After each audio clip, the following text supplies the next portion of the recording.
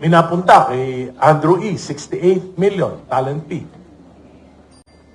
Well, hindi po chismis kasi yung 5 congressman, inimbita ni Congressman Lebiste.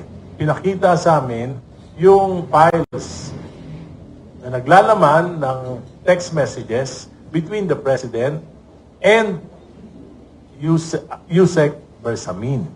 Nandun po, nakalagay doon, 7 billion. Nag-report siya kay Presidente na tanggap na lahat ng 7 billion at March 24 po yun, 2025. At susunod niya yung kwenta kung saan-saan napunta yon. At may mga napunta doon sa mga kandidato na alyansa, 11. 12 po yung kandidato na alyansa, 11 yung nabigyan. Lahat po nabigyan. So including Senator Lacson. Di ba? Senator Lacson. And Senate President Tito Soto nabigyan. Alam po na hindi naman nila alam kung saan galing yon. Kaya walang problema doon. Natural lang naman na yung mga national candidates sinutulungan ng kanilang mga kapartido. Di ba? So, may napunta kay Andrew E., 68 million, talent fee. At yan ay dumaan lahat kay Congressman Toby Chanco. Ang ginawa ko, pinunta ko si Kong Toby. Dahil kaibigan ko naman yan. Tinanong ko siya, totoo ba yan? Sabi niya, totoo. Nagsalita dito. Totoo. Na may, sabi niya nga, tinawaran ko nga yan si Andrew E.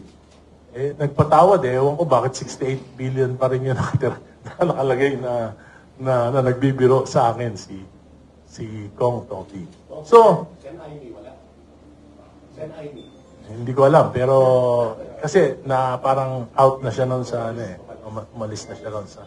So, ibig sabihin, ito pa lamang ay worth investigating na. Dahil may facts eh. Di ba? May facts.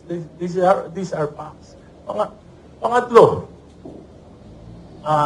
yung pinakita sa akin ang mga text messages, merong ibang issue, not just the campaign, pero may mga national issues na patrabaho si Presidente kay Yusek Bersamin. So, kung hindi totoo to, di patawag. Kung totoo o hindi ito, malalaman natin kung papatawag ng Senado si Yusek Bersamin, si E.S. Bersamin. Di ba? Patawag lang. Para magkaalaman. By the way, ni-reveal yan ni Congressman Tino February 9. Ano no date na ngayon? 16. Narinig nyo ba na nag-deny si Yusek Bersamin? Narinig nyo ba na nag-deny si E.S. Bersamin? Hindi sila nagde-deny.